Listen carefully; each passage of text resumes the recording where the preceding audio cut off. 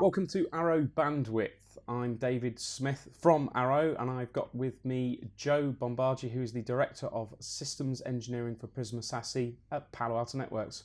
Welcome back, Joe. How are you? Good, David. Doing well. So, Joe, welcome back. So we've spoken a lot about Prisma SASE and the technologies, but what are some of the newer capabilities and what are the expansion options? Yeah, it's a good question. So, we've previously discussed the power of the platform, and having best of breed components within that platform, which allows our customers to grow continuously and allows us as a technology innovator to keep developing new technologies based on, our customers' need. And, one of the things we often tell our partners is just because a customer has Prisma Access, they probably initially deployed it for one use case, probably remote access, ZTNA type of thing. So, some expansion opportunities are certainly there. One of those things is our next-gen CASB. I'll come back to it in a minute. Prisma SD-WAN is a huge one, which we'll probably come back to that one as well. AI Ops, new capabilities around that as well. So lots of expansion for customers to keep growing based on a platform they've already invested in, which again, it might require new licensing, might require some tweaks of configurations and so on. But if we touch on a couple of those new innovations, next-gen CASB is sort of really making waves. We put a lot of effort into this development. SaaS usage, SaaS security is top of mind for all of our customers, of course. Given that so many of our customers' applications are SaaS-based, it's kind of scary how little visibility they have to understand what users are actually using, what traverses their corporate network, what's secure, what's not secure. So a couple of things around next-gen CASB is really about first giving our customers that visibility and control. If we ask customers, how many SaaS applications do you have, or what do you even have? They usually go blank in the face because it's impossible without the right tooling. There's what they think they have, and then there's what's actually used by the users. And of course, shadow IT and the like, makes that situation worse. So the first thing we've invested heavily in is that visibility. We can detect tens and tens and tens of thousands of SaaS applications automatically without anybody having to really configure anything. It will just detect it all. We're capturing all of the traffic. Let's work it all out. The rate of and volume of SaaS applications that we can detect is growing rapidly thanks to a bunch of crowdsourced or cloud-sourced information that we can get. So that will soon be in the hundreds of thousands that we can detect. So we give the visibility, we categorize it so we can show our customers automatically high risk, medium risk, low risk, put them in the right categories, give some best practice policies to get them started. So by effectively just enabling some functionality, which of course is licensable and a great expansion opportunity, our customers get significant value out of a platform they've already invested in. So that's sort of part one. The other bit is SaaS security posture management, or SSPM as it's known in the market. So the idea of SSPM, as I said, is getting our customers to understand what is their risk posture for SaaS. What do they have? Where are the risk areas? What should they be doing to kind of mitigate that risk and put the correct controls in place? Very, very popular functionality. And then there's the ability to actually understand data, understand user behavior. What are they doing with files? What are they doing with sensitive data? How are they using collaboration tools? Are they, typing sensitive passwords or, doing things that users maybe is a bit silly, shouldn't be doing, but they kind of do because they kind of have to in the spur of the moment. Having the technology automatically detect that and be able to react, even to say to the user, you're doing something against policy here, you might want to rethink that. Or maybe you're doing something against policy here, we're going to let IT know, or you're doing something against policy, we're going to block you. It doesn't matter. Having that level of control is really big. And we've discussed previously about having Palo Alto's best of breed advanced security capabilities. The fact that all of those capabilities are applied for all use cases, whether it's SaaS, whether it's internet, whether it's an on-prem application, doesn't matter. And that's where that consistency of that value comes in. So yeah, next-gen CASB, huge talking point, and I'd really recommend our partners are talking to our customers about that. We've done some big enhancements on AI Ops. So the idea with AI Ops is, how do we continue to automate what we do? How do we continue to use automation and ML and cloud-based learning to understand this is what we're seeing, this is what we're detecting, here's some predictive analytics, and either automatically do something about it or automatically notify the relevant operations people so they can do something about it before something goes wrong.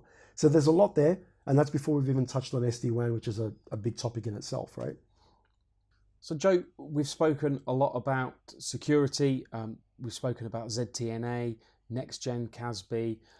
These are all really advanced security capabilities. But what about SD-WAN? Where does that fit in? That's an interesting one. I mean, we've spoken previously about the definition of SASE, and there's obviously the SSE component, which is all of those advanced security capabilities, and then there's the WAN edge networking, which is predominantly built around SD-WAN, amongst other things. Sometimes SD-WAN gets forgotten. When you're talking so much about security, everything is about security and policy and cloud delivered capabilities, and we kind of ignore the edge to a certain degree. Or the flip side is we have customers building out a network and an edge network, and they want the right capabilities at the edge of the network, and that's where SD-WAN comes in, and it might be kind of somewhat separated from security. And what we're really saying with SASE is these two things, should come together. We've also previously discussed that Gartner, amongst others, suggests that customers should have a unified vendor or a single vendor to do all of SASE. It makes sense. There's so much overlap and integration, so it's important that that happens. So, for us, SD-WAN is a critical component. Most of our enterprise customers have SD-WAN alongside something like Prisma Access or SSE solutions. So it's really important that we're having those discussions with our customers to understand where are they with SD-WAN. Is this something they're looking at? Is it something that they've already done? And many of them have done something. And many of those customers are now looking at what should the next generation of SD-WAN look like in the context of SASE. And what gets interesting is we're seeing where those conversations used to be somewhat separate. SD-WAN was led by the networks team, the SSE part led by the security teams. There's so much overlap now.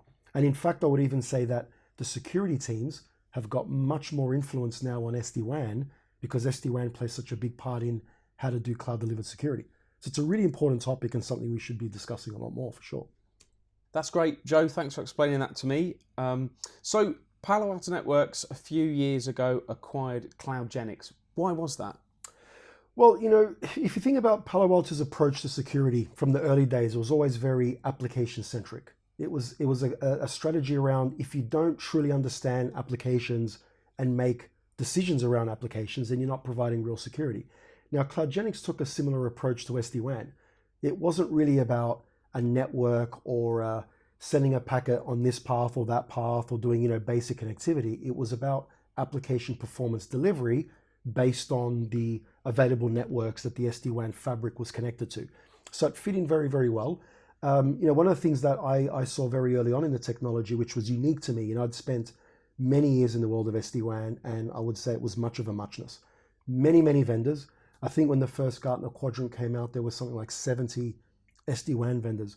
Imagine being a customer, trying to make a decision, or being at one of our partners trying to make decisions. So CloudGenix was very unique. Now, of course, CloudGenix has been rebranded Prisma SD-WAN, which is part of our Prisma SASE portfolio.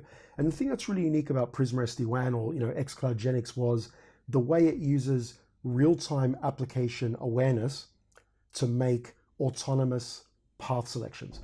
Now, if you think about what does that really mean, what it really means is it's using the user or the end user experience of the user as the main metric to determine of all the paths available between user and application, what is going to give the user the best possible performance.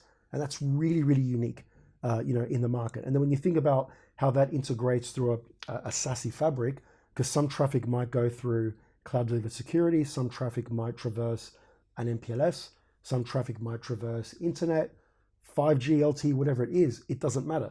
Those are all connectivity mechanisms. Where the real intelligence comes in is the ability to understand, make autonomous decisions. And what's really cool about it is, apart from just making those decisions, it's obviously using a lot of analytics to come to those conclusions. And the beauty of it is we've also translated all of those analytics into visibility tools. So if you think about it from the context of our partners who might be managing, or our customers who might manage it on their own, having those level of application metrics, understanding, what looks good for application X versus application Y, what looks good for that user versus that user, very, very unique in the world of SD-WAN. And that was a big strategic decision for us, and it fit very nicely with our overall product strategy. That's great, Joe. Thank you. So how can you relate Prisma Access with Prisma SD-WAN in a sales cycle? Well, sometimes they're exclusive. Sometimes customers have a requirement on SD-WAN. That's the project. That's where it starts and ends. And likewise on the security side. And that will always be the case, for some period of time. But what we're seeing in the market now is much more convergence in projects being led by SASE. So, at a higher level, enterprise architects understand they need to plan for both somewhat at the same time, even if they deploy at different times. We're seeing a lot of patterns where a lot of our existing Prisma Access customers, and we have many, many of them these days, those customers are now looking out to the edge, and they're starting to think, why on earth would I use a third-party SD-WAN solution, which doesn't have quite the capability of Prisma SD-WAN anyway? And even though there's great integrations and we'll always support integrations between Prisma Access and third-party SD-WANs, why would you not use a fully integrated, fully unified SD-WAN, which means you've got a single management plane to do all policy for security and networking, a single visibility plane to have performance metrics for all users, all networks, all applications in one place, and also being able to extend the capabilities of SD-WAN into Prisma Access and beyond. So we're kind of almost seeing Prisma SD-WAN as the network edge of Prisma Access, for branch offices, because obviously those offices need a connectivity mechanism, and if we can give our customers a next generation mechanism to deliver application performance across one or multiple networks from a branch office, it makes a lot of sense. So we're seeing a lot of overlap in those sales cycles, and what's important for all of us is to make sure we're having those conversations so our customers understand the power of that bigger platform. So Joe, it sounds like SASE is an all-encompassing solution to a lot of potential problems that customers and their partners that they work with might have. Would that basically be the case? Yeah, absolutely. It doesn't just start and stop with some problem and some solution. It kind of allows our partners to really become technology partners for our customers on an ongoing journey towards this, goal in the end, which is, true SASE. Joe, thank you so much for joining me on another episode of Arrow Bandwidth, all about Prisma SASE. Please do join us on the next episode where we'll be talking about the value of a unified SASE to partners.